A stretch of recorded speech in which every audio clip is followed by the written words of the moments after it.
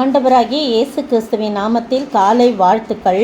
இன்றைய மன்னா, கர்த்தருடைய சத்தம் வல்லமை உள்ளது. முன்பகுதி சங்கீதம் 29 வசனம் 4 முன்பகுதி. கர்த்தருடைய சத்தம் வல்லமை உள்ளது. பாருங்க, அவருடைய சத்தம் வல்லமை உள்ளது என்று சொல்லப்படுகிறது. அவர் சொன்னார்னா அது அப்படியே நடக்கும். காற்றே அமைதியாயிரு, கடலே இறையாதே அப்படின்னு சொல்லி ஒரு சத்தம் வந்தோன்னே அந்த வல்லமை காற்றையும் கடலையும் அமைதியாக்கியற்று. நம்ம பார்த்தோம் இல்லையா, ஒரு முறை சீஷர்கள் படகில் ஏறி போகும்போது இயேசுவும் அவர்களோடே போனார். அக்கறைக்கு போவோம் வாருங்கள் என்று சொன்னபோது அவர்கள் எல்லாரும் ஏறி போனாங்க. அவர் சொன்ன வார்த்தையை மறந்து போனாங்க. அவர் கப்பலின் அடித்தட்டில் அவர் உறங்குவது போல இருந்தார். என்ன நடந்தது? திடீரென்று காற்றடிக்கிறது, கடல் கொந்தளிக்கிறது, என்ன செய்வதென்று அறியாமல் திகைத்து கொண்டிருக்கிறார்கள். அந்த நேரம் பார்த்தீங்கன்னா ஆண்டவரை போய் எழுப்பினார்கள். மூழ்கி விடுகிற அபாயம் ஏற்படுகிறது. அப்போ அவர்கள் என்ன செய்கிறாங்க? ஆண்டவரே, நாங்கள் மடிந்து போகிறோம், உமக்கு கவலை இல்லையா அப்படின்னு சொல்லி எழுப்புறாங்க. அப்போ ஆண்டவர் சொல்கிறாரு, அற்ப விசுவாசிகளே, ஏன் பயப்பட்டிருக்கின்ற சொல்லி எழுந்து காற்றே இறையாதே, கடலே அமைதியாயிரு என்று சொல்லி காற்றையும் கடலையும் அதட்டினதை நாம் பார்க்கின்றோம். இந்த அருமையான வேளையிலே உடனே காற்றும் கடலும் அமைதியாயிற்று என்று சொல்லி நாம் படிக்கின்றோம். இந்த அருமையான வேளை அவருடைய சத்தம் அப்படி வல்லமையுடையது.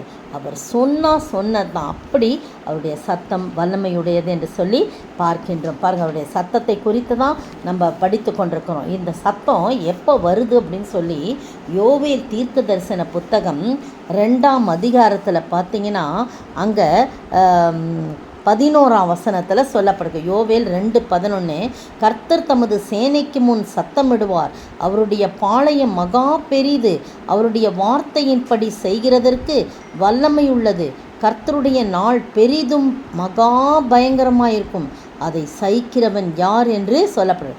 கர்த்தர் தமது சேனைக்கு முன்பாக சத்தமிடுவாராம். என்ன அப்படின்னு சொல்லும்போது இது எப்பொழுது நடக்கும் அப்படின்போது இதை கடைசி காலத்தில் நடக்கக்கூடியதாக இருக்கிறது. யோவேல் 2:1-11 பார்த்தீங்கன்னா, எருசலேமுக்கு விரோதமாக பாபிலோன் அரசரான நேபுகாத் நேச்சார் படையெடுத்து வந்ததையும் கடைசி நாட்களில் அந்தி கிறிஸ்து படையெடுத்து வரப்போகிறதையும் இந்த பகுதி குறிப்பிடுகிறது என்று சொல்லி சரித்திர ஆசிரியர்கள் கூறுகிறார். என்ன கூறுகிறார்னா, கர்த்தருடைய நாள் சமீபமாக இருக்கிறது. கர்த்தருடைய நாளின் முக்கியத்துவத்தை குறித்து சொல்லப்படுது. அப்போ கர்த்தர் என்ன பண்ணுவாராம்? தமது சேனைக்கு முன் சத்தமிடுவார், அவருடைய பாளையம் மகா பெரிது, அவருடைய வார்த்தையின்படி செய்கிறதற்கு வல்லமை உள்ளது அப்படின்னு சொல்லி போடும். அப்போ அவருடைய வார்த்தை வல்லமையுடையது. கர்த்தருடைய நாள் பெரிதும் மகா பயங்கரமாக இருக்கும், அதை சகிக்கிறவன் யார் என்று சொல்லப்படுது. அப்போ என்ன செய்யணுமா? நீங்கள் இப்பொழுதே உபவாசத்தோடும் அழுகையோடும் புலம்பலோடும் உங்கள் முழு இருதயத்தோடு என்னிடத்தில் திரும்புங்கள் என்று சொல்லி கர்த்தர் சொல்லுகிறார் என்று சொல்லப்படுறது. இந்த அருமையான வேளையில் நீங்கள் பார்த்தீங்கன்னா எரேமியா 25:30 பாருங்கள், கர்த்தருடைய சத்தம் எப்படி இருக்குமா? வல்லமையாக இருக்கும்னு சொல்லப்பட்டிருக்கு. அந்த வல்லமை எதை போல இருக்குமா பாருங்க.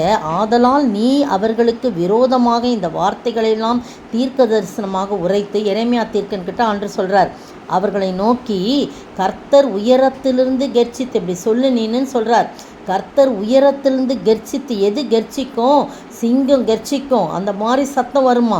நமது பரிசுத்த வாசஸ்தலத்திலிருந்து நம்முடைய சத்தத்தை காட்டி பாருங்கள், கெர்ச்சித்து தமது சத்தத்தை காட்டுறாராம். கெர்ச்சிக்கிறது மூலமாக தமது சத்தத்தை காட்டி நம்முடைய தாபரத்துக்கு விரோதமாக கெர்ச்சித்து ஆலையை மிதிக்கிறவர்கள் ஆர்ப்பரிப்பது போல பூமியினுடைய எல்லா குடிகளுக்கும் விரோதமாக ஆர்ப்பரிப்பார் என்று சொல் என்றார். பார்த்தீங்களா? அந்த ஆரவாரம் பூமியின் கடையாந்தரம் மட்டும் போய் எட்டுமா.